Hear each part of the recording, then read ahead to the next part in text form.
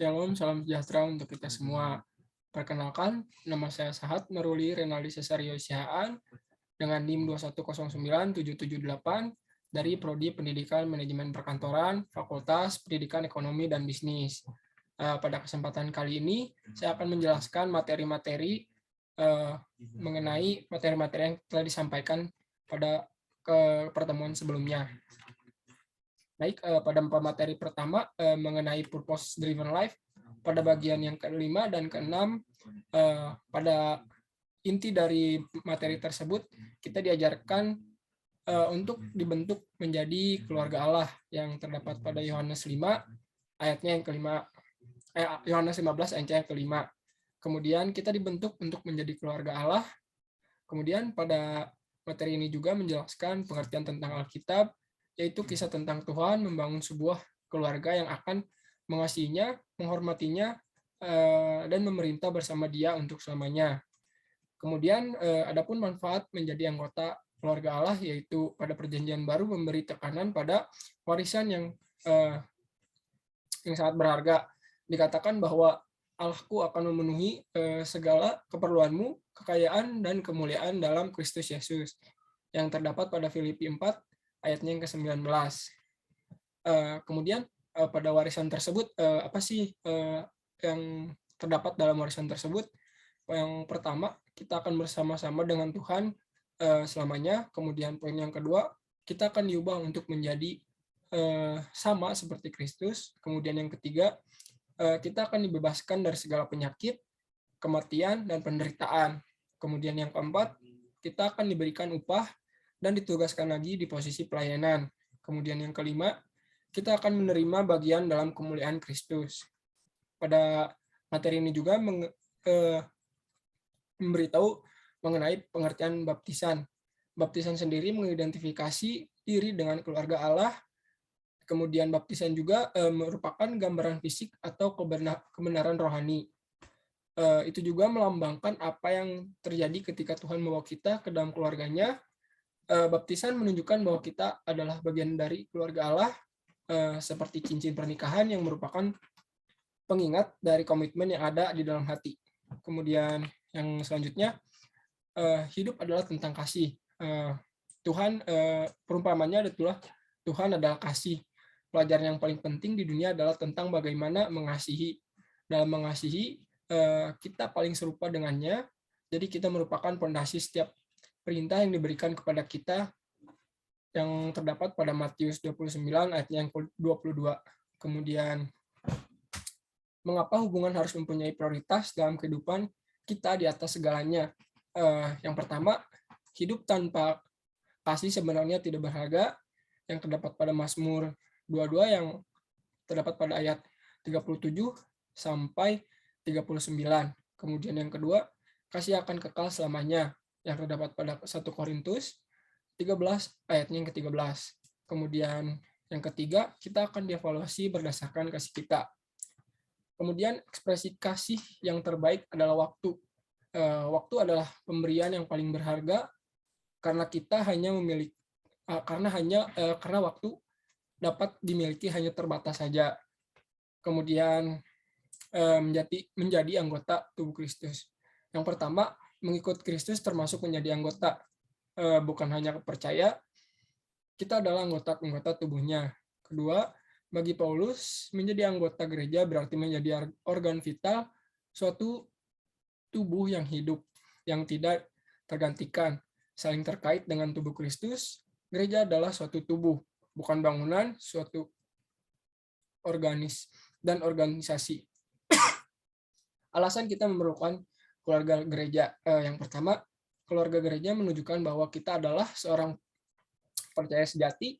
Kedua, keluarga gereja menggerakkan kita keluar dari isolasi pementingan diri sendiri. Kemudian yang ketiga, keluarga gereja membantu kita mengembangkan otot rohani. Yang keempat, tubuh Kristus memerlukan kita. Dan yang kelima, kita akan mengambil bagian dari misi Kristus di misi dunia. Terus, poin selanjutnya, menjalani kehidupan bersama, yaitu Tuhan menghendakkan kita untuk menjalani kehidupan bersama-sama. Terus, poin yang selanjutnya, mengembangkan komunitas. Pada poin ini, mengembangkan komunitas, yaitu memerlukan kejujuran, kerendahan hati, sikap hormat, kemampuan memegang rahasia, dan memerlukan frekuensi. Kemudian poin yang selanjutnya, memulihkan persekutuan yang retak. Hubungan selalu berharga untuk dipulihkan, karena hidup adalah tentang belajar untuk mengasihi. Tuhan menghendaki kita untuk menghargai hubungan dan berusaha menjaganya daripada membuangnya bila terjadi keretakan, luka, atau konflik. Kemudian poin yang selanjutnya, cara memulihkan suatu hubungan. Yang pertama, berbicaralah kepada Tuhan sebelum berbicara kepada orang yang bersangkutan. Itu makanya kita harus menyerahkan suatu masalah kita ke Tuhan sebelum kita bercerita orang yang bersangkutan. Kemudian yang kedua, selalu mengambil inisiatif. Jadi kita harus inisiatif terlebih dahulu, kemudian bersimpati dengan perasaan mereka, pakailah telinga lebih dari mulut. Jadi kita pada poin ini, kita harus mendengar terlebih dahulu sebelum kita melontarkan apa ucapan yang akan kita keluarkan nanti. Kemudian yang keempat, akuilah bagian Anda dalam konflik itu. Jadi kita harus mengakui kesalahan yang kita perbuat dan meminta maafnya. Kemudian seranglah masalahnya, bukan orangnya. Jadi kita harus mengintikan pada masalah yang terjadi, bukan pada orangnya. Kemudian yang keenam, bekerja samalah sesering mungkin. Terus poin selanjutnya, kita diciptakan untuk menjadi serupa dengan Kristus, yang terdapat pada Roma 8 ayatnya yang ke-29, dan juga terdapat pada Kolose 2 ayatnya yang ke-7. Dari latar belakangnya, dari awal rencana Bapa adalah menjadikan kita sama seperti anaknya, Yesus, pada Kejadian 1 ayatnya yang ke-26. Tujuan utama Tuhan untuk kehidupan kita bukanlah untuk kenyamanan, melainkan perkembangan karakter, yaitu karakter yang memiliki buah-buah roh. Kemudian poin selanjutnya, Roh Allah bekerja dalam diri kita, yang terdapat pada Filipi 2 ayatnya yang ke-13. Keserupaan dengan Kristus tidak dihasilkan dengan meniru, tetapi dengan ditinggali Roh, kita mengizinkan Kristus untuk hidup dalam diri kita. Kemudian materi selanjutnya mengenai image of God. Terus pada materi ini terdapat banyak poin, diantaranya what is a human being. Terus dalam penjelasan ini, dari teori evolusi, orang-orang yang menganut paham tersebut, mereka mendefinisikan manusia adalah dari ukuran otaknya, kemampuan menggunakan alat, pertumbuhan gigi, dan kemampuan berjalan. Pengertian manusia menurut sumber yang dibaca atau bisa dibaca dari Wikipedia, manusia adalah spesies Homo sapiens. Kemudian pengertian manusia menurut teori Darwin, evolusi itu adalah seleksi alam, yang mengatakan manusia sekarang yaitu memiliki nenek moyang seekor kera. Pada pengertian manusia dari pemahaman Alkitab yang terdapat pada Kejadian 1 ayatnya yang ke-26 sampai ke-28, yaitu Allah mengucapkan bahwa membuat manusia segambaran dengan kita. Jadi Allah menciptakan manusia menurut gambarnya, menurut penyerupaannya. Kemudian image bears, yang pada poin ini menjelaskan yang pertama, diciptakan dalam gambaran Allah, dalam kerupaan Allah. Kemudian kedua, yang terdapat pada Kejadian 5 ayatnya yang ketiga, Adam hidup 130 tahun dan punya istri, dinamainya Seth. Kemudian yang ketiga, Kejadian 1 ayatnya yang ke-27 sampai 28. Kemudian poin keempat, Kejadian 1 ayat 1, dan yang kelima dikatakan manusia diciptakan mengikuti Tritunggal. Manusia diciptakan dalam 3 tahap. Yang pertama dari rencana, eksekusi, dan hasil. Yang kedua, like God we can. Pada poin ini, seperti Allah, kita juga dapat berpikir, yang terdapat pada Yesaya 55 ayatnya yang ke-8 sampai dengan 9, dan Yohanes 1 ayat 1. Poin selanjutnya yang kedua, seperti Allah, kita juga dapat berkomunikasi, yang terdapat pada Kejadian 1 ayatnya yang ke-28, kemudian Keluaran 31 ayatnya yang ke-18.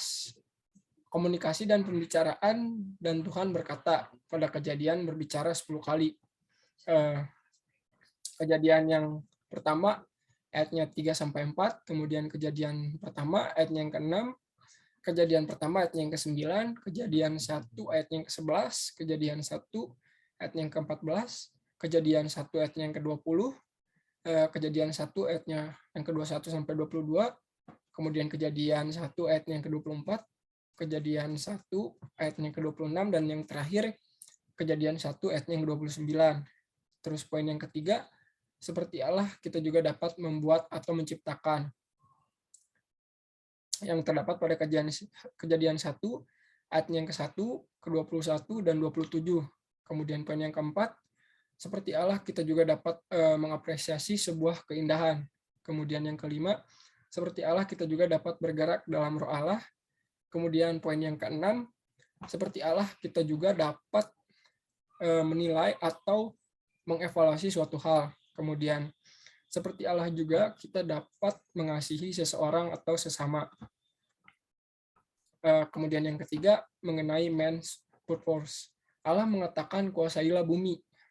Adapun tugas manusia, yang pertama menaati perintah Allah, kemudian yang kedua belajar, dan yang ketiga bertumbuh secara jumlah. Adapun posisi manusia, yang pertama itu Tuhan, yang terus ke bawahnya manusia, dan ke bawahnya lagi ciptaan. Kemudian poin selanjutnya mengenai kekhasan manusia. Perbedaan manusia dengan makhluk lain yaitu intelijen, bahasa, kreativitas, kesadaran moral, emosi, dan kemudian manusia adalah ciptaan yang paling istimewa dibandingkan ciptaan yang lainnya. Selanjutnya mengenai materi karakter Kristiani. Poin yang pertama yang bisa kita ambil dari materi ini yaitu pernyataan Yesus. Semua ini menunjukkan bahwa dia lebih daripada manusia. Kemudian pengakuan Yesus yang terdapat pada Yohanes 13, yaitu kemudian Yohanes 3 ayat 16, kemudian Galatia 3 ayat 13, kemudian 1 Petrus 2 ayat yang ke-24, kemudian 2 Korintus 5 ayat yang ke-21. Kemudian pernyataan dari Alkitab dalam Efesus 2 ayat yang 8 sampai ayat yang ke-8 sampai 9 menyatakan, sebab karena kasih karuniamu diselamatkan oleh iman. Itu bukan hasil usahamu, tetapi pemberian Allah. Itu bukan hasil pekerjaanmu. Jangan ada orang yang merendahkan diri. Kemudian dapat kita tarik kesimpulan dari materi ini juga ada mengenai pengertian karakter. Karakter adalah sifat dan kecenderungan atau perilaku. Karakter dan kepribadian merupakan dua hal yang berbeda. Karakter adalah milik personal, kemudian keadaan yang sesungguhnya, melekat dan properti. Kemudian poin selanjutnya, orang yang dapat menilai karakter kita, orang-orang yang terdekat dengan kita seperti keluarga, teman, tetangga, pacar, suami, istri, anak, dan Tuhan. Kemudian pentingnya memiliki karakter yang baik menurut kacamata Tuhan. Yang pertama, ketika Allah menemukan seorang yang siap untuk memimpin. Kemudian dari kisah Daud, Tuhan melihat hati. Kemudian materi selanjutnya, Facing the Giant. Film ini menceritakan kehidupan seorang pelatih American football dari sebuah SMU Kristiani di Seoul, Inggris, bernama Grant Taylor, yang selama kurang lebih 6 tahun kepelatihannya. Sekolah ini belum pernah ada kemajuan atau belum pernah memenangi sebuah kompetisi American football. Bahkan dalam beberapa pertandingan terakhir, mereka selalu berakhir dengan kekalahan. Kemudian hal tersebut menyebabkan pihak sekolah mulai meragukan kemampuannya melatih dan ingin menggantikan posisinya dengan orang lain. Selain itu, dia juga mengalami berbagai masalah dalam hidupnya, mulai dari masalah mobil yang sering mogok, kemudian gaji yang pas-pasan untuk mencukupi kebutuhan hidupnya.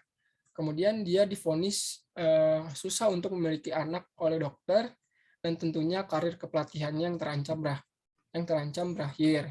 Eh, dari tengah kebingungannya tersebut dan ketakutannya terhadap segala percobaan yang Tuhan berikan kepadanya, dia akhirnya sadar dan datang kepada Tuhan. Dia menyerahkan segala persoalan atau segala apa yang telah terjadi pada dirinya kepada Tuhan. Selain itu, dia mengubah semua filosofi timnya, yang termasuk juga filosofi dalam hidupnya, yaitu apa yang dilakukan tidak lagi berfokus pada dirinya sendiri, melainkan 100% berfokus pada Tuhan dalam berbagai hal. Terus dengan apa yang dapat dilakukan, dengan apa yang dapat dimiliki. Perjanjian spiritual yang terjadi dalam dirinya dan keberanian untuk percaya dengan Tuhan membuatnya mampu membuat semangat baru di timnya. Perlahan, tapi pasti di bawah bimbingan dari Tuhan, tim yang baru ini memperoleh kemenangan demi kemenangan dan akhirnya dapat menjuarai sebuah kejuaraan dengan mengalahkan tim Giants, walaupun dengan beberapa percobaan atau uji coba. Kemudian sang juara bertahan yang memenangkan kejuaraan itu selama 3 tahun berturut-turut, yang memiliki jumlah pemain yang postur tubuhnya 3 kali lipat lebih banyak dari tim Eagles. Kemudian yang selanjutnya yang dapat kita petik, selain dari kejujuran, filosofi yang dibawa sang pelatih ternyata membawa perubahan yang positif terhadap semua anggota tim. Banyak pemain yang berhasil mengalahkan masalah-masalah mereka masing-masing, seperti David yang berhasil mengalahkan yang bernama kegagalan, kemudian Brock, seorang kapten yang bisa berhasil mengalahkan Giant-nya yang bernama tidak percaya diri, dan berbagai permasalahan yang ada di tim. Kemudian sang pelatih pun perlahan tapi pasti dapat mengatasi masalah-masalah yang selama ini membuat dia pusing 7 keliling. Yang lebih istimewa lagi, dalam kuasa Tuhan, sang pelatih mendapatkan anugerah yang luar biasa dari dia. Grant Taylor yang divonis sebelumnya tidak dapat memiliki anak akibat segala penyerahan dirinya kepada Tuhan, Tuhan mempercayai dia untuk dianugerahi dua orang anak yang pada akhir cerita film tersebut. Kemudian materi terkait buah roh dan menjadi Kristen yang taat kepada Allah dan firman-Nya. Dalam materi ini kita dapat mengambil materi inti-inti materi yang dapat kita pelajari dan dapat kita terapkan dalam kehidupan sehari-hari. Yang poin pertama yang dalam Galatia 5 ayat yang ke-22 sampai ke-23, lalu Efesus yang 13 sampai 14, Roh Kudus itu adalah jaminan bagi kita sampai kita memperoleh seluruhnya, yaitu penebusan yang menjadikan kita milik Allah untuk kemuliaan-Nya. Kemudian pada Efesus 1 ayat yang ke-13, di dalam Dia kamu juga ketika kamu percaya dimeteraikan dengan Roh Kudus yang dijanjikannya itu. Kemudian Galatia 5 ayat yang ke-22 sampai 23, tetapi buah roh ialah kasih, sukacita, damai, sejahtera, kesabaran, kemurahan, kebaikan, kesetiaan, kelemah lembutan, penguasaan diri. Tidak ada oknum yang menentang hal-hal itu. Kemudian yang selanjutnya dalam Kisah Para Rasul yang kedua ayatnya yang ke-25 sampai 28, lalu pada Yohanes 14 ayat yang ke-27 berisi damai sejahtera kutinggalkan bagimu. Dalam sejahtera kuberikan padamu, dan apa yang kuberikan tidak seperti yang diberikan oleh dunia kepadamu. Janganlah gelisah dan gentar hatimu. Kemudian dalam Matius 5 ayat yang ke-9, berbahagialah orang membawa damai, karena mereka akan disebut anak-anak Allah. Kemudian dalam 2 Korintus yang ke-6 ayatnya yang keempat, sebaliknya dalam segala hal kami menunjukkan bahwa kami adalah pelayan Allah, yaitu dalam menahan dengan penuh kesabaran, dalam penderitaan, kesesakan, dan kesukaran. Kemudian pada Kolose 3 ayatnya yang ke-13, sabarlah kamu seorang terhadap yang lain, dan ampunilah seorang akan lain apabila seorang menaruh dendam terhadap orang lain, sama seperti Tuhan telah mengampuni kamu, dan perbuatan kamu juga demikian.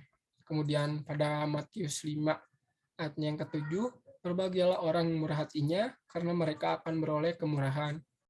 Kemudian pada Roma 12 ayat yang ke-21, janganlah kamu kalah terhadap kejahatan, tetapi kalahkanlah kejahatan dengan kebaikan. Kemudian pada Filipi 4 ayat yang ke-5, hendaklah kebaikan hatimu diketahui semua orang, Tuhan sudah dekat. Kemudian pada Matius 5 ayat yang ke-5, berbahagialah orang yang lemah lembut, karena mereka akan memiliki bumi. Kemudian pada Amsal 16 ayatnya yang ke-32, orang yang sabar melebihi seorang pahlawan, orang yang menguasai dirinya melebihi seorang merebut kota.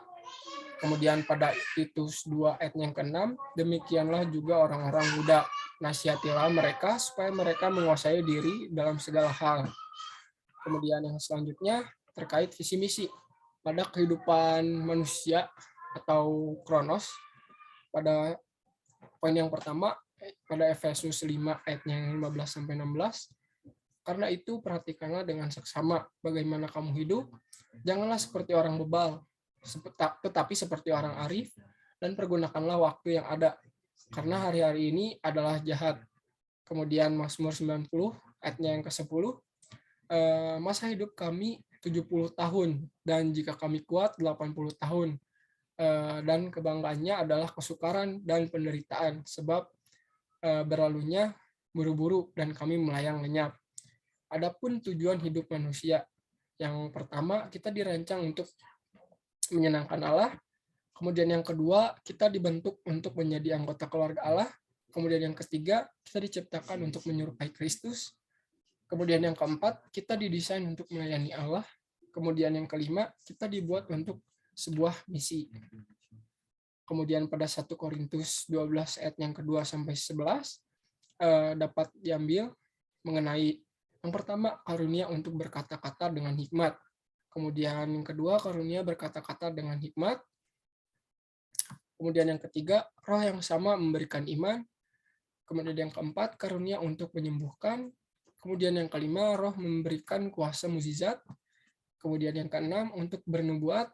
Kemudian yang ketujuh karunia untuk membedakan macam-macam roh. Kemudian yang kedelapan karunia untuk berkata-kata dengan bahasa roh. Kemudian yang kesembilan karunia untuk menafsirkan bahasa roh. Mengenai visi hidup, yaitu mengenali langkah hari demi hari maju menuju tujuan hidup. Prinsip dasar utamanya terdapat pada Kolose 1 ayat yang ke-16.